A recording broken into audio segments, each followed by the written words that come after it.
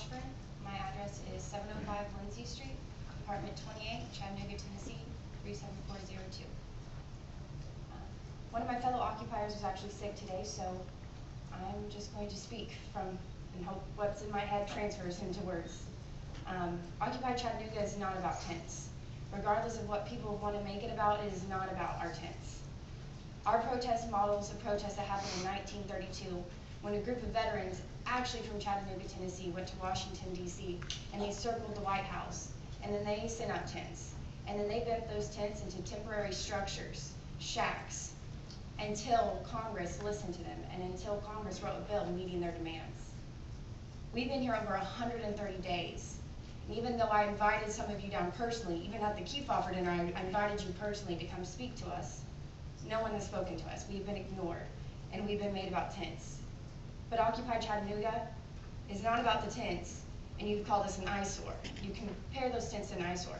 What the real eyesore in Chattanooga, Tennessee, is the Corrections Corporation of America, the contract we have with them. The real eyesore is what's going on in the west side where housing is being disrupted. That's the real eyesore in Chattanooga. Occupy Chattanooga wants to end corporate greed. We believe that the first way to do that is if we repeal the Supreme Court decision that is Citizens United. We believe that if we end corporate personhood, that is also the first step that we can do. And cities and counties around this country have done that. And we gave you all the opportunity to do that, but still we've been ignored. But I understand why people want to know why we need a 24/7 protest and why we need it all over the world instead of Washington, D.C.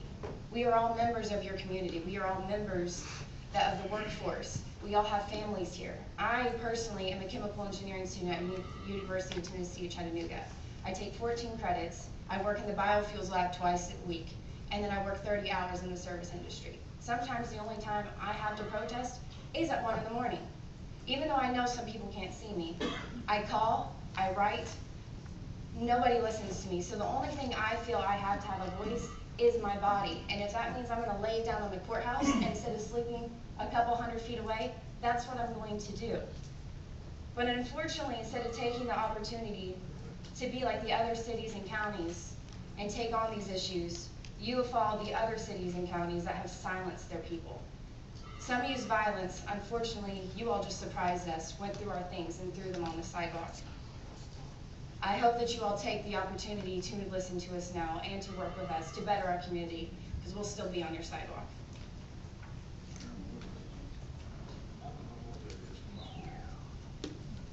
Hello, I'm Beth Foster, 315 Homestead Street, Cleveland, Tennessee, 37323. And I've been an occupier since our first General Assembly. What about the First Amendment? What about the guarantees of freedom of speech, freedom to assemble, and freedom to petition the government for a redress of grievance? What is left of the First Amendment is trampled into the grass of the Hamilton County Courthouse lawn, ground into this sacred patch of earth devoted to democracy and justice, and home to Occupy Chattanooga since November 1st, 2011. There wasn't much left of the First Amendment when Hamilton County Commissioners decided to assault it on Monday. In November, as corporate-owned government officials ordered police officers across America to stifle, beat, and arrest protesters, Juan Cole, a professor of history at the University of Michigan, wrote, "Over time, the U.S. government has gradually found ways to render the Bill of Rights increasingly toothless and to move us toward authoritarian governance and constant domestic surveillance. As I saw what happened to protesters in other cities, I was proud of Chattanooga.